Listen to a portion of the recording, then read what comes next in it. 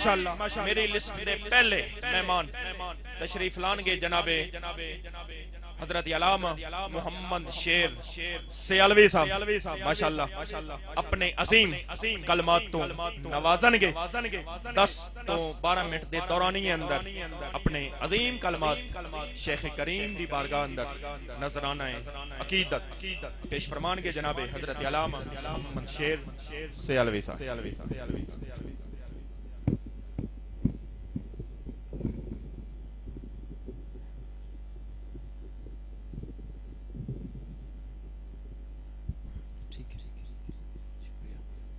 बिस्मिल्लाहिर्रहमानिर्रहीम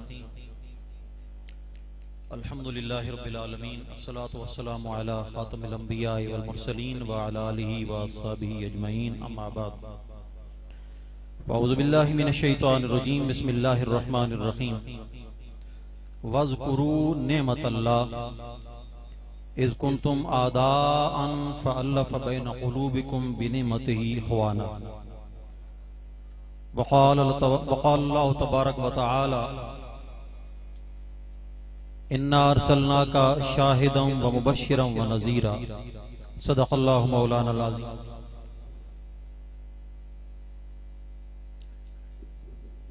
अस्सलातु वस्सलामु अलैका सय्यदी या रसूल अल्लाह व अला आलिका व अस्हाबिका सय्यदी या हबीब अल्लाह। पीरे तरीक़त रहबर शरीयत बरादर अकबर हजरत साहिबजादा मियाँ मोहम्मद सफदर हुसैन सरवरी कादरी ईद मजदहू दीगर उलमाए कराम सना खानान मुस्तफ़ा हाजरीन मजलिस अस्सलामु अलैकुम व रहमतुल्लाहि व बरकातुहू।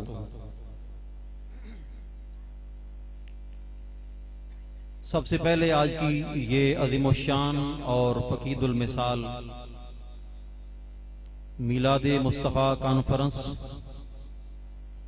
और अपने अबवैन करीमैन की याद में ये उर्स मुबारक सजाने पे हजरत साहिबजादा वाला शान को दिल की अथाह गहराइयों से मुबारकबाद पेश करता हूँ।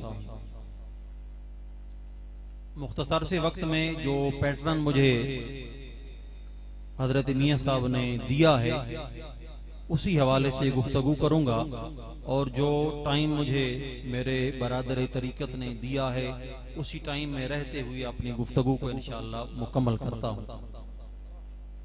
हजरत गिरामी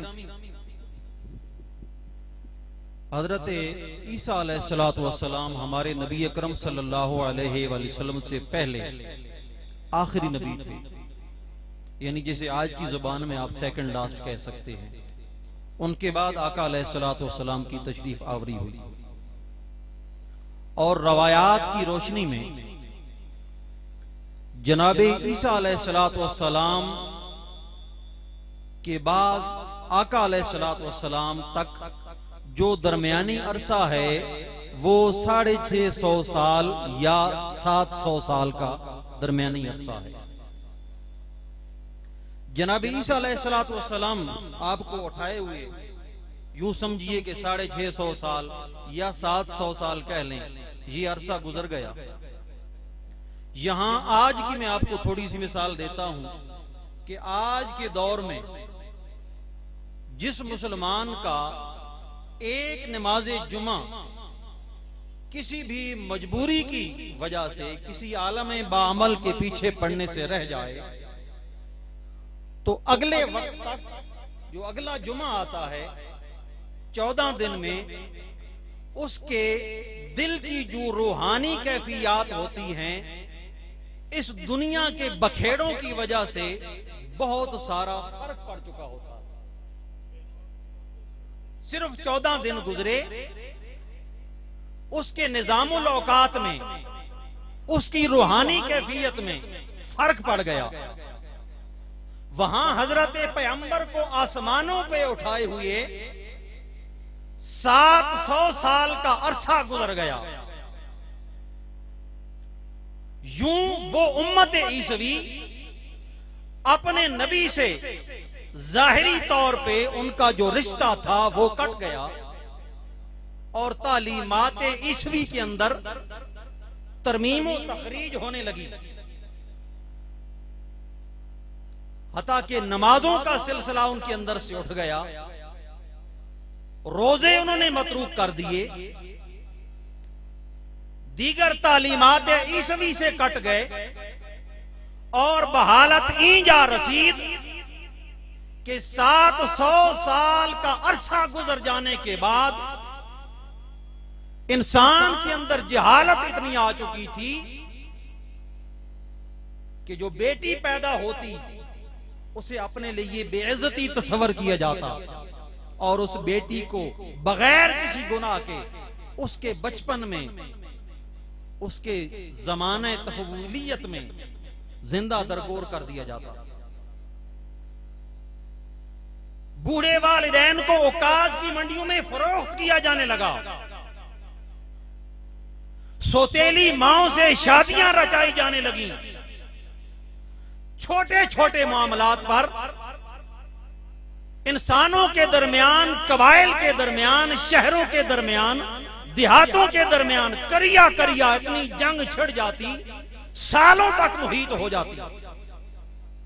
औसो हजरत की लड़ाई जो आज भी तारीख गवाह है, 120 साल तक रही। इंसान अपने उरूज को छोड़ के जवाल की तहों में जा चुका था। इस बात की जरूरत थी कि फिर और कोई हादी आए जो इंसान को इस जवाल शुदा मुआशरे से उठाए और इंसानियत की मेहराज पे ले जाए। जो चंद नफूसे कुदसिया थे वो छुप छुप कर बारगाहे इलाही में दुआ करते थे कि मौला, जिस अपने आखिरी पैगंबर का वादा तूने रोजे मिसाक किया था उसको भेज ताकि वो आए और इस गिरी हुई इंसानियत को उठा के फिर उरूज पर लेके जाए। शायद इसका नक्शा खींचा है कि जब आका की आमद हुई तो हजरत ख्वाजा गुलाम फरीद कहते हैं, आजकल अख फुरकांदी है, आजकल अख फुरकांदी है, कई खबर विसाल दी आंदी है। ये जमीन और आसमां इस बात की गवाही दे रहे हैं कि आका अलैहिस्सलातु वस्सलाम की आमद है। तो आका की आमद हुई तो हुजूर अलैहिस्सलातु वस्सलाम ने माओ को यह पैगाम बख्शा। मैं सिर्फ उसी पैटर्न पे चलना चाहता हूं जो साहिबजादा साहब ने मुझे दिया है। मां को वो मकाम बख्शा कि ये बूढ़ी मां उकाज की मंडियों में बेचे जाने वाली हस्ती नहीं होती, इस मां के कदम में तो जन्नत होती है।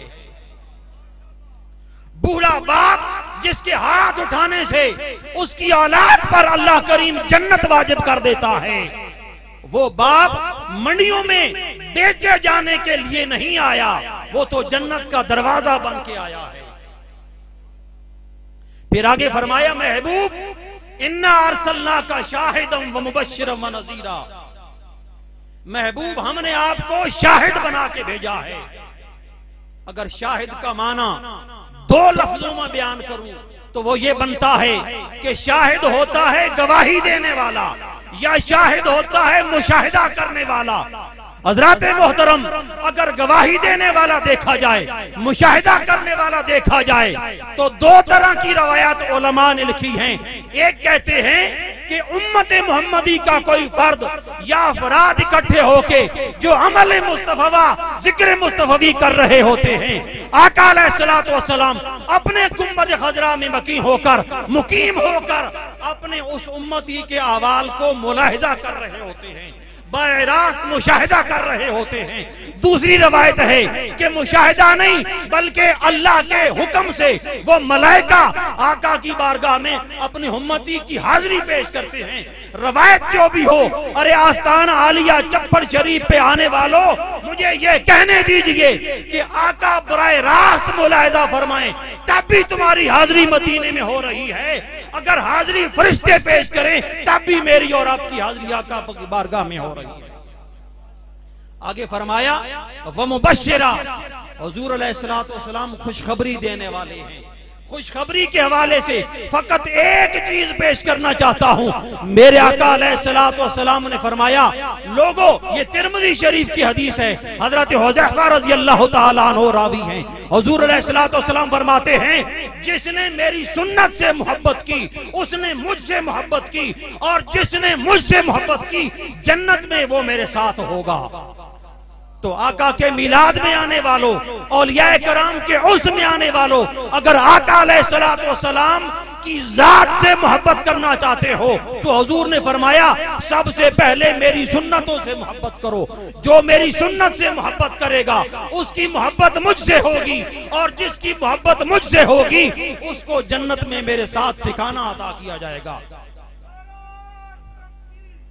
आखिरी दो बातें कर रहा हूं, और ये दो बातें हमारे इस मुआशरे के साथ बहुत करीबी ताल्लुक रखती हैं।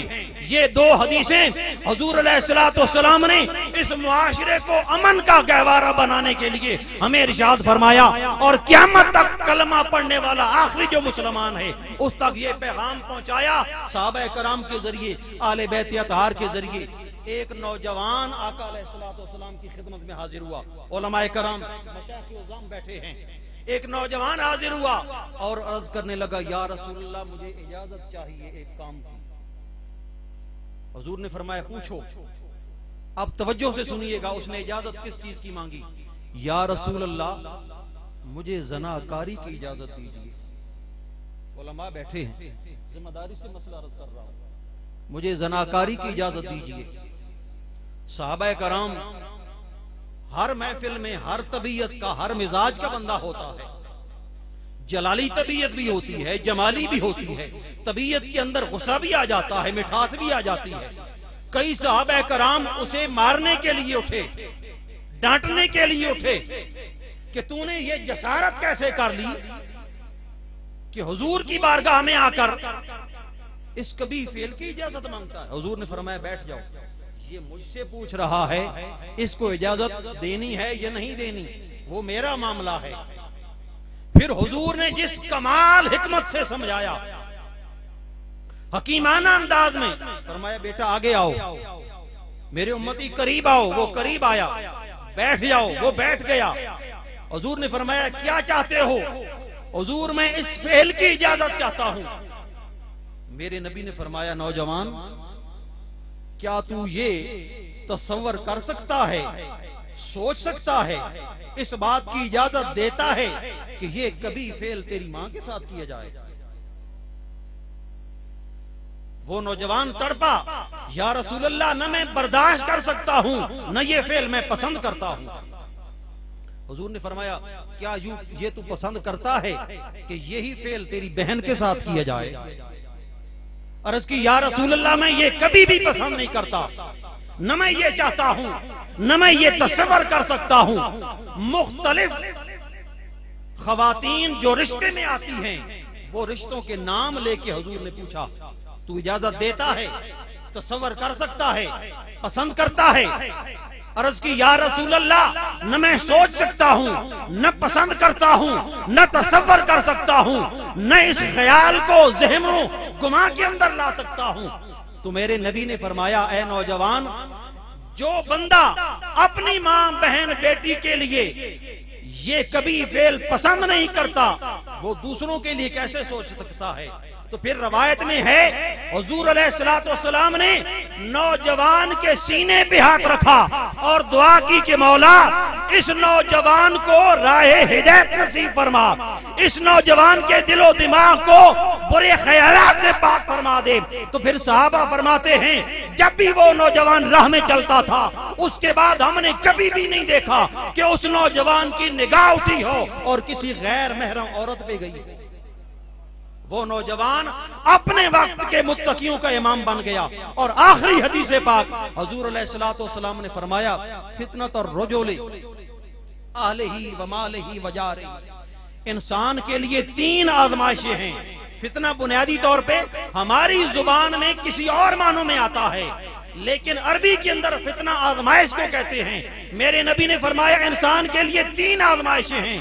पहली आजमाइश उसके अहल व अयाल हैं।